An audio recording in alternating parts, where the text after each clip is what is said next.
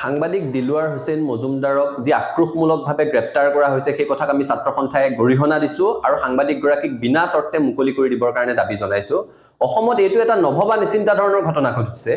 Ground zero' report সংগ্ৰহ কৰিব যোৱাৰ কাৰণে এগৰাকী সাংবাদিকক আৰক্ষী থানালৈ মাতি নি ঘণ্টাৰ পিছত ঘণ্টা বহাই ৰাখি তেখেতৰ বিৰুদ্ধে গোচৰ কি আছে তেখেতক নজনোৱাকৈ তেখেতক কোনো এগৰাকী অধিবক্তাক সাক্ষাৎ কৰিবলৈ সুযোগ নিদিয়াকৈ মাজৰাতি গ্ৰেপ্তাৰ কৰা হৈছে।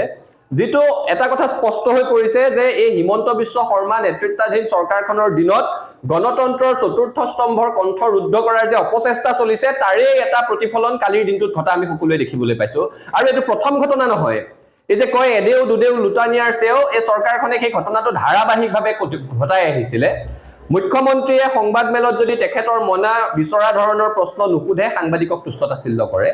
কোনো সংবাদ গোষ্ঠীয়ে যদি চৰকাৰৰ কোনো নীতিৰ বিৰুদ্ধে বাতৰি পৰিবেশন কৰে সেই সংবাদ গোষ্ঠীটোক আক্ৰমণৰ লক্ষ্য হিচাপে বাছি লয় আৰু তেনেকুৱা ঘটনা ধাৰাবাহিকভাৱে ঘটি আহি আছিল।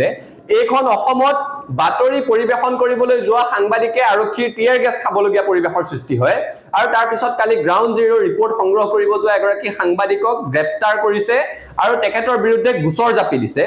তেখেতক যদি গ্ৰেপ্তাৰ কৰিব লগা আছিল তেখেতৰ বিৰুদ্ধে যদি কোনো এফআইআৰ দিছিলে তেখেতক এখন নোটিছ কিয় নপঠিয়ালে? তেখেতক কিহৰ কাৰণে অধিবক্তাৰ সৈতে যোগাযোগ কৰাৰ কাৰণে ন্যূনতম সুবিধাখিনি নিদিলে? এই ধৰণে থানালৈ ষড়যন্ত্ৰমূলকভাৱে মাতি পঠিয়াই ঘণ্টাৰ পিছত ঘণ্টা তেখেতক আবদ্ধ কৰি ৰাখি মাজৰাতি তেখেতক গ্ৰেপ্তাৰ কৰাৰ আচল ৰহস্যটো কি সেই কথাটো চৰকাৰে ক'ব লাগিব, জবাব দিব লাগিব। গণতন্ত্ৰৰ চতুৰ্থ